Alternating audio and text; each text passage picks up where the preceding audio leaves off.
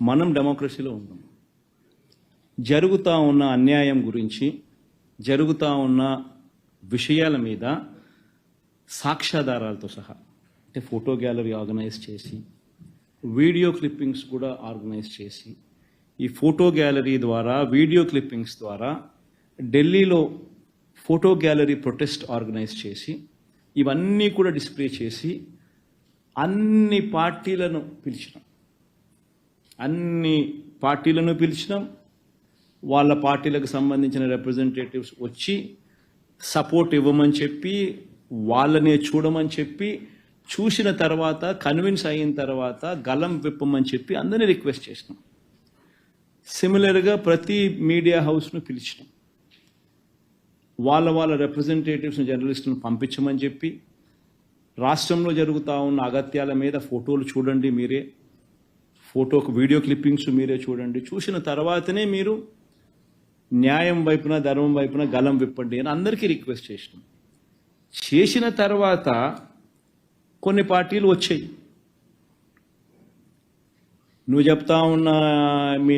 చెప్తా ఉన్న ఇండియా కూటమికి సంబంధించిన పార్టీలు, మిగతా పార్టీలు వచ్చాయి, కాంగ్రెస్ పార్టీ రాలా. కాంగ్రెస్ పార్టీ ఎందుకు రాలేదు అని కాంగ్రెస్ పార్టీని అడగాల.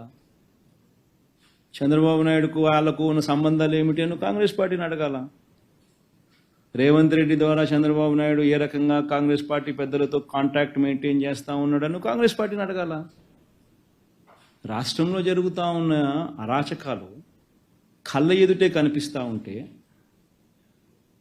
మణిపూర్లో ఏమో ధ్వజమెత్తుతాడు, ఆంధ్ర రాష్ట్రంలో అటువంటి గొడవలు ఇక్కడ జరుగుతూ ఉన్నప్పుడు, అంత దారుణంగా అగత్యాలు జరుగుతూ ఉన్నప్పుడు ఎందుకు మరి వచ్చి మద్దతు ఇవ్వడం లేదు? అడగాల కదా. అంటే వాళ్ళకు అనుకూలమైన రాష్ట్రంలో ఏదైనా గొడవలు జరిగినా అడక్కపోవడం ధర్మమేనా? వాళ్ళకు వ్యతిరేకంగా ఉన్న రాష్ట్రాల్లో మాత్రమే గొడవలు జరిగితే అక్కడ మాత్రమే ప్రశ్నించడం న్యాయమేనా?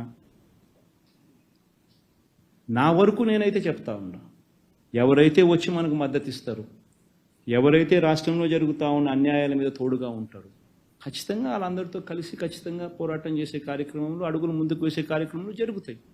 బీజేపీని పిలిచాము, కాంగ్రెస్ని పిలిచాము, సమాజ్వాదీ పార్టీని పిలిచాము, మన మమతా బెనర్జీ గారిని పిలిచాము, అన్ని పార్టీలని పిలిచినాము.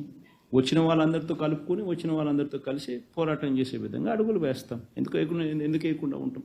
అల్టిమేట్గా న్యాయం జరగాలి, అల్టిమేట్గా ధర్మం జరగాలి. మన వాళ్ళకి ఇటువంటి కార్యక్రమాలు ఏదైనా మన వాళ్ళ మీద జరగాలి అని అంటే అది వాయిస్ పైకి లేయాలి. వాయిస్ పైకి లేచినప్పుడు, దేశవ్యాప్త ఇష్యూ అయినప్పుడు చేయడానికి వీళ్ళు భయపడే పరిస్థితి లేకపోతారు.